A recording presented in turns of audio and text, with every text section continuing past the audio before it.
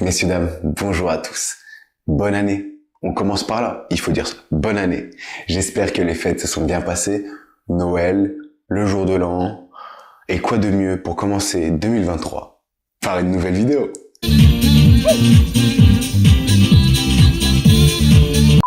On commence bien l'année en s'abonnant, en partageant et en likant. Ça me ferait très plaisir. C'est mon cadeau de Noël. Ce serait mon cadeau de Noël de votre part, je dois l'avouer. Ouais, ça me ferait plaisir, ça me ferait plaisir. Donc voilà, on s'abonne. Et là, on peut commencer. Messieurs, dames, on parle de quoi aujourd'hui? L'équilibre alimentaire. Ça te dit quelque chose? Et il faut bien commencer par un thème. Oui, j'avais tellement d'idées en tête, je voulais commencer par tout plein de choses, mais je me suis dit, commençons chronologiquement. J'allais pas vous parler d'un thème beaucoup plus technique sans avoir abordé les bases avant. Donc là, les premières vidéos seront les bases. Équilibre alimentaire aujourd'hui, semaine prochaine, macronutriments. Je pense que c'est pas mal comme programme déjà. Je pense que c'est pas mal. Allez, on est parti. Déjà, commençons par une petite définition de l'équilibre alimentaire. On peut se dire comme ça, de nom, c'est très simple. C'est manger équilibré. Oui, mais plus techniquement, qu'est-ce que ça veut dire? L'objectif de l'équilibre alimentaire est de contribuer à une santé optimale de chaque individu grâce à une diversité des nutriments. Avoir une alimentation équilibrée, c'est diversifier et varier son alimentation pour avoir un maximum d'apport en nutriments et de ne pas être en carence. Je pense que résumer simplement, c'est une bonne définition, non? T'en penses quoi? L'équilibre alimentaire depuis quelques décennies est un peu mis de côté. Enfin, c'est peut-être pas le bon terme mis de côté, mais on le délaisse de plus en plus. C'est vrai, on a de plus en plus de stress. On veut manger sainement, mais rapidement. On ne prend plus le temps de nos repas. Et la qualité de nos repas, là, on peut le dire, laisse à désirer. Illustrons ces propos avec des chiffres. Déjà, entre les années 70 et 80, c'est là où notre alimentation, on va dire, s'est modernisée. Quand je dis modernisée, c'est l'alimentation est devenue celle qu'on connaît de nos jours. Petit à petit, ça a pris beaucoup de temps, évidemment. Mais voilà, dans les années 70, nous mangions 3 repas. Et de nos jours, nous sommes à peu près autour de 6 prises alimentaires. Le petit déjeuner, qui est parfois de plus en plus bâclé, on ne prend pas le temps de prendre le petit déjeuner. Un encart entre le petit déjeuner et le déjeuner, le fameux goûter, parce que le goûter, j'ai l'impression que c'est devenu sacré chez nous. Je lève la main, j'avoue, c'est sacré, même si je n'en prends plus. Et le dîner. Et parfois même, quand on est devant la télé ou qu'on fait une occupation après le dîner, on reprend des petits encas. Donc nous sommes à peu près à 6 prises alimentaires dans la journée. Donc on peut en conclure que si on part sur 5 prises alimentaires, avec une qualité nutritionnelle qui a baissé comparé à l'ancienne époque, je vais mettre des guillemets sur l'ancienne époque, hein, attention, c'est normal que la santé ait diminué. Vous allez me dire, comment elle a pu diminuer, sachant qu'on fait des progrès en médecine, tout ça. C'est simple, en 2014, 2 tiers des États-Unis, donc des USA, étaient en surpoids. Vous allez me dire, oui, c'est les États-Unis, ils ont toujours eu un mode d'alimentation comme ça, voilà. Mais en 2014 aussi, 50% de la population mondiale était en surpoids. Ce qui, je trouve, me paraît énorme. 50%, c'est énorme. Et ça va ne cesser d'augmenter, sachant que c'était en 2014. À ça s'ajoutent d'autres maladies comme le diabète. 2014, 450 millions de diabétiques, dont 9% étaient âgés de plus de 18 ans. Donc bon, je dois avouer que ces chiffres font peur, mais comment contrer ça? Grâce à une alimentation équilibrée, non? Pour fermer ce chapitre de « Je vous fais peur avec mes chiffres alarmants », petite phrase de Walter Walter. Bon, Walter, monsieur Wallet, professeur de nutrition à Harvard, il nous disait « Nous vivons un paradoxe moderne, nous sommes à la fois surnourris et dénutris ». Je trouve que cette phrase résume très bien le petit chapitre qu'on vient de faire avec tous ces chiffres-là. On mange énormément, mais notre qualité d'alimentation, on va dire ça comme ça, elle est médiocre. Nous négligeons la qualité à la quantité. Philosophe. Maintenant, on aborde la constitution d'une alimentation équilibrée. On va voir vraiment les bases. Au fur et à mesure des vidéos, vous verrez que vous allez pouvoir rajouter des petites choses, des petits tips dans cette alimentation. Du coup, numéro 1, petit déjeuner. Qu'est-ce que nous avons dedans? Un produit céréalier, du pain, des biscottes, des céréales et tous les produits céréaliers qui existent. Un produit laitier, un fruit ou un jus de fruit. Donc un fruit entier ou un jus de fruit de préférence avec la pulpe pour éviter d'augmenter l'indice glycémique du produit. Il vous faut aussi une boisson, qu'elle soit froide ou chaude, le thé, le café, le thé glacé et enfin de l'eau. Je fais une catégorie à part parce qu'on l'oublie très souvent, mais l'eau, c'est à chaque repas, histoire de bien s'hydrater. L'hydratation, c'est la clé aussi d'une alimentation équilibrée. Même si vous allez me dire, oui, mais c'est vital, oui. Mais on l'oublie de plus en plus. Passons au déjeuner et au dîner. Je les mets ensemble parce que c'est la même composition. Nous commençons par les VPO, donc c'est viande, poisson, œuf. Nous enchaînons avec les féculents, les pâtes, la base, le riz, le blé, le quinoa, le boulgour. Je pense que j'allais dire, je peux vous en citer plein, mais là j'ai un trou de mémoire de dingue.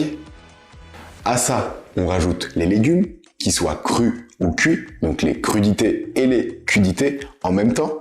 Je vais pas vous faire la liste des légumes, elle est énorme. Variez-les, très important. On revient dessus en fin de vidéo sur la diversification des légumes. Et enfin, on termine avec un produit laitier. Dans les recommandations journalières maintenant. En protéines, nous sommes à 200 et 250 grammes. On peut monter à 300 grammes pour un homme bien portant qui fait du sport. Sinon, pour les femmes, nous sommes plus sur du 200 et pour les hommes, plus sur du 250. Pour les féculents, nous sommes entre 150 et 250 maximum de grammes par jour. Pour les légumes, il ne faut absolument pas les négliger. Nous sommes entre 300 et 400 grammes de légumes par jour. Je mélange les crudités et les cudités. À chaque repas, vous devez avoir l'un et l'autre. Les quantités, vous pouvez les gérer. Si le midi, sur le déjeuner, vous décidez de faire plus de crudités que de cudités, le soir, alternez. Plus de cudités que de crudités. En termes de fruits, on tourne autour de 2 à 3 fruits par jour. De toute façon, simple, pour les légumes et les fruits, respectez juste la phrase « manger 5 fruits et légumes par jour ». Quand j'étais petit, je pensais qu'il fallait manger 5 fruits et 5 légumes par jour. Et en fait, j'ai compris que c'était pas possible. Enfin, à moins qu'on les mélangeait, mais en termes de quantité, c'est énorme. Mais non, c'est vraiment 5 fruits et légumes par jour. Moi, j'étais pas très fut-fut étant petit. Après, est-ce que ça a changé? Bon, j'espère quand même, j'espère. Abordons maintenant l'hydratation. Évidemment, je tiens à préciser, disclaimer, meilleure source hydrique, c'est l'eau. Les sodas, on met de côté. De temps en temps dans le mois, on peut, mais faut pas que ce soit régulier, faut pas que ce soit à chaque repas, même faut pas que ce soit toutes les semaines. C'est vraiment occasionnel. Donc, en termes de quantité, il faut qu'on soit à 2 litres, voire 2,5 litres dans la journée. Petit disclaimer numéro 2, je vous ai donné les grammages pour les repas, pour les protéines, féculents, légumes, eau, bon, même si bon, c'est pas un grammage, mais on s'est compris. Vous allez me dire, je dois peser ça à chaque repas? Non, absolument pas. C'est pour ça que là, grâce à la magie du montage et à mes talents de monteur, voire dessinateur, boum! Voilà comment votre assiette doit être répartie. C'est beaucoup plus simple comme ça. Même si vous n'êtes pas au gramme près, on s'en fout. Dites-vous juste que la moitié de votre assiette est constituée de légumes et que un quart de l'autre moitié, c'est des protéines et l'autre quart, c'est des féculents. En plus de ça, on rajoute le verre d'eau au-dessus, le produit laitier à côté et enfin un fruit en plus, si on veut mettre un fruit sur l'un de nos repas. Mais voilà, ne pesez pas vos repas. Prenez juste ça en screen, partagez-le et suivez-le. Il n'y a rien de plus simple pour une alimentation équilibrée. Ouvrons une rubrique un peu conseils, parce que vous allez me dire, oui, je vous ai donné la base, mais un peu des conseils. Ouais. Je finis de parler pour toquer. Vas-y, tu peux rentrer si tu veux. Tu veux combien de steaks? Un seul. Tu fais du riz, tu veux un seul steak? Ouais, un seul steak. Vas-y. Et tu nous fais quoi avec? Du riz. Du riz? Et ils sont où nos légumes? On fait une vidéo sur l'équilibre alimentaire et tu me mets pas de légumes? Endive? On a des haricots verts qui restent, tu veux. Haricots verts endive. Je sais pas si c'est bon, mais haricots verts endives. C'est bon pour toi? Moi, restez, ça suffit. Ouais, t'aimes pas les endives, je sais, mais bon. Poisson. En termes de consommation, nous sommes à 2 poissons dans la semaine.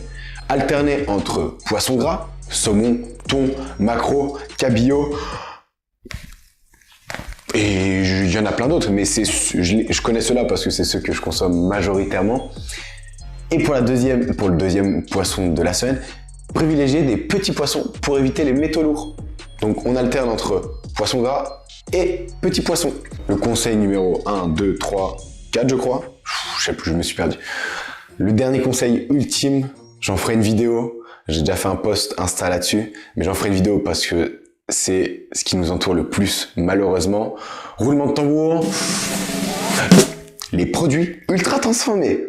Donc là-dedans, je mets tout. Je mets les sodas, je mets les céréales, je vais te dire une marque, je sais pas si j'aurai les Choc-à-Pic, les Trésors, les Fruits, tous les types de céréales, tous les gâteaux plus que ultra transformés.